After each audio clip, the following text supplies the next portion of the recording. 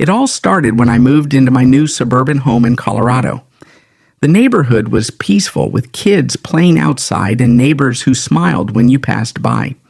I had finally saved enough to get a house with a driveway, which was a big deal for me after years of apartment living. On the third morning after settling in, I walked out to head to work, coffee in one hand and laptop bag in the other, only to find a silver Toyota Camry parked right in the middle of my driveway. At first I was puzzled. Maybe someone had guests over and didn't realize they were blocking my access. I walked over to the neighboring houses and knocked politely. No one claimed the car, so I left a simple note on the windshield that said, "Hi, this is a private driveway. Please don't park here. Thanks." I didn't want to be rude, just wanted to set boundaries. That evening the car was gone, and I assumed the note had done its job. The next morning I parked in my driveway again, relieved that it was a one-time thing. But little did I know, this was just the beginning of a very strange neighbor situation. The very next day, as I got ready for work and stepped outside, I was stunned to see the same silver Toyota Camry parked in my driveway again. This time, there was no note left behind, no explanation, just the car sitting there like it belonged. My patience was already thinning, so I decided to get to the bottom of it. I walked straight to the house next door and knocked firmly. After a few moments, the door opened, and that's when I met her. Karen.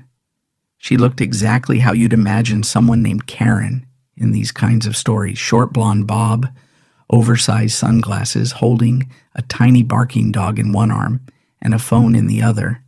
Before I could even speak, she said, "Oh, that's mine. I thought your house was still empty." I calmly explained that I had moved in and that she couldn't park in my driveway. She barely looked up from her phone and responded with an irritated tone, "It's just a driveway. Don't be so uptight."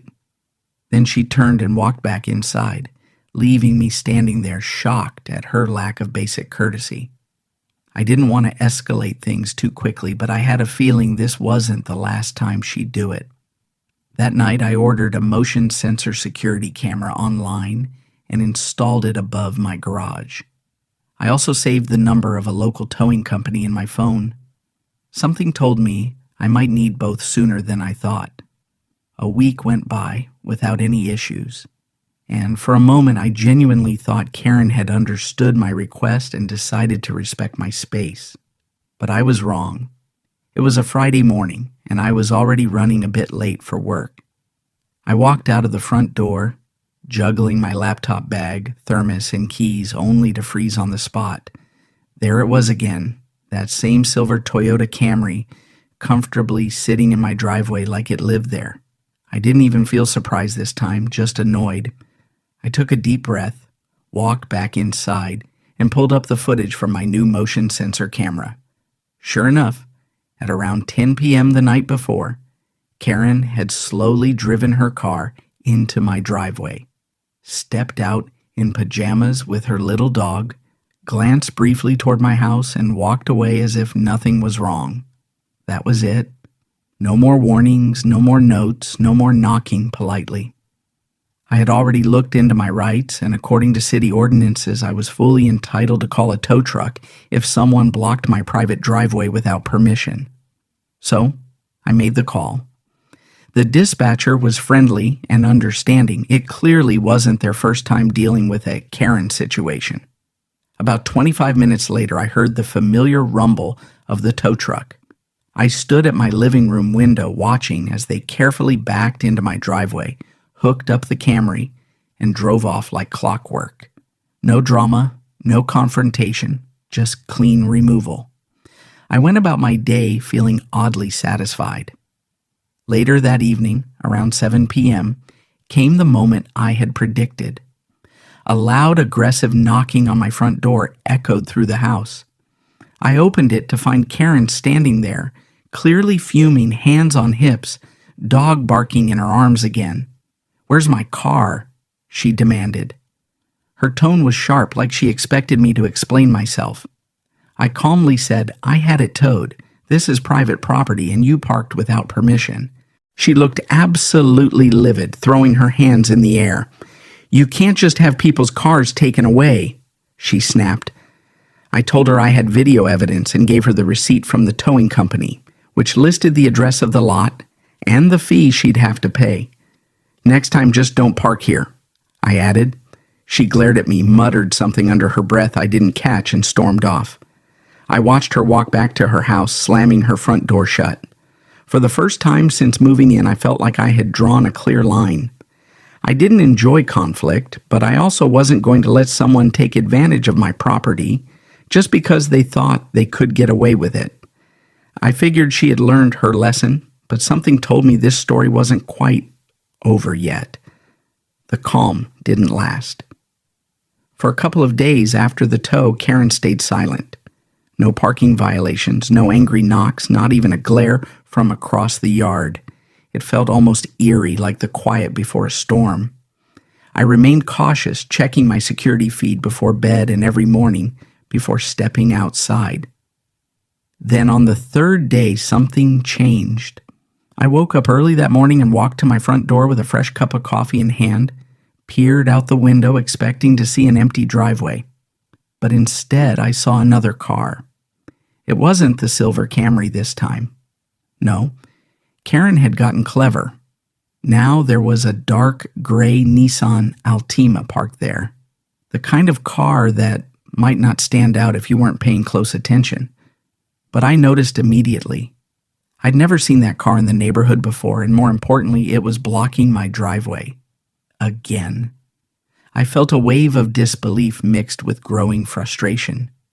I pulled up my camera footage from overnight, and sure enough, around midnight, Karen had slowly driven the Altima into my driveway, stepped out wearing the same fluffy robe and slippers, and walked back to her house as if nothing at all was wrong. She hadn't even hesitated, just pulled in and left it there like it was her personal garage. I stared at the screen, incredulous.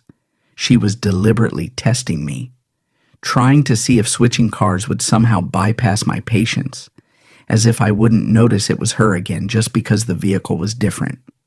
At that point, I knew exactly what to do. I didn't knock on her door, I didn't write a note, I didn't even bother giving her a warning. I called the same towing company I had used the last time. The dispatcher instantly recognized my address and said, "Back at it again, huh?" I confirmed and gave her the new car's details. "Got it," she said. "We'll send someone out right away."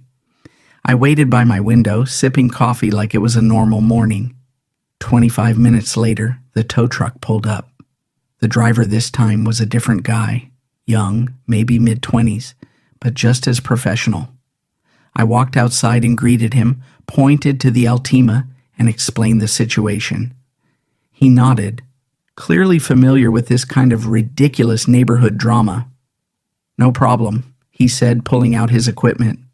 In a matter of minutes, he had the Altima hooked, lifted, and secured to the flatbed. The sound of the chains clinking and the hydraulic lift humming was almost therapeutic. I signed the necessary forms, and the truck rolled off down the street, taking the Altima with it. I knew this time the reaction from Karen would be even worse, and I was right. Around 6:30 that evening, as I was winding down for dinner, the knock came. Not just a knock, furious pounding, like someone trying to break the door down.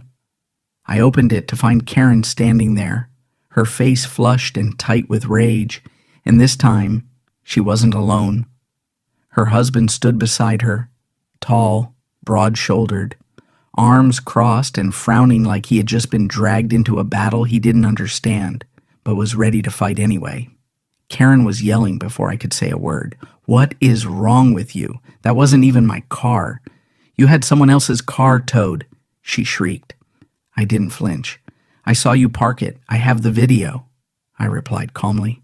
"That's my property, and you don't have permission to use it. It doesn't matter whose name is on the registration." Her husband stepped forward. "You don't get to just tow people's cars, man," he said, pointing a finger in my face. "That's illegal. We're calling the cops." I smiled slightly. "Feel free," I said. "But just so you know, I've already spoken with the city. I have footage, and there's a no parking private property sign visible from the street. I'm well within my rights. And I've saved everything, dates, videos, even your last visit. Karen was breathing heavily now, her lips pressed together as she tried to think of something else to say. Her husband looked at her, then back at me, and realized they had nothing. Karen grabbed his arm and yanked him back toward their yard.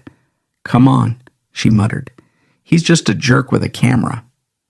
As they walked away, I called out, not angrily but firmly, "Next time you park there, I'll have it towed again. No warning, no conversation, just gone." She didn't turn around, just kept walking with stiff shoulders and angry steps. That night, I backed up all my footage again, clips of her parking and walking away, and even the confrontation on the doorstep. I emailed copies to myself in a backup cloud folder, just in case things escalated legally. But after that night, things changed. Karen stopped speaking to me. She stopped parking anywhere near my house. For the first time since moving in, I felt like the message had finally been received. The driveway stayed empty, and the tension in the air slowly began to dissolve. It wasn't over yet, not entirely, but I could feel a shift. For the first time, it felt like I had won a small, quiet battle for the space that was supposed to be mine all along. About a week after the second tow and the intense confrontation with Karen and her husband, I thought things had finally come to a permanent close. No more parking in my driveway, no more shouting matches, and definitely no more mysterious new vehicles blocking my property. Karen kept her distance, avoided eye contact whenever we happened to be outside at the same time, and her husband never showed his face near my house again. But as it turns out, the real victory came quietly and in a way I hadn't expected. One morning, while sipping coffee on my porch, I noticed a city utility truck parked in front of Karen's house. 2 workers stepped out with clipboards and measuring equipment. At first, I thought it might be something to do with utilities or landscaping, but after about 15 minutes of them circling her property and jotting things down, I realized they were conducting some sort of inspection. Curious, I walked back inside and checked my neighborhood app, and sure enough, Karen had been reported by multiple residents for violating residential parking and zoning rules. Apparently her garage, which she had sealed off and converted into an office years ago, was supposed to be her designated off-street parking space. Since she had turned it into a workspace without permits, she technically had no legal place to park on her property, which was likely why she kept using mine. The city was finally acting on the complaints. Later that day, a notice was taped to her door. I couldn't help but glance at it when I walked past. Big, bold letters. Zoning violation. She had been fined and ordered to restore the garage to its original use or face additional penalties. The best part? She couldn't park in my driveway anymore. And now, without a garage, she had to leave her car way down the street, hauling groceries, and her little dog across the block. The entitled attitude she once wore like a badge of honor slowly faded. No more angry glares, no more confrontations. She even started cutting her lawn quietly and keeping her porch light off at night. It was like she'd been humbled, not by me, but by the system she thought didn't apply to her. And as for me, I finally got what I wanted from the start: peace, privacy, and my driveway back. Every morning I walk outside and see that beautiful, clear space waiting for me, untouched. And it reminds me that setting firm boundaries, even if it takes a few toes and some paperwork, is worth it in the end. And that, my friends, is how standing up for yourself with a little patience, the right evidence, and a tow truck or two can turn a frustrating situation into a satisfying victory. Karen may still be my neighbor, but my driveway? It's finally mine again. No Camry, no drama.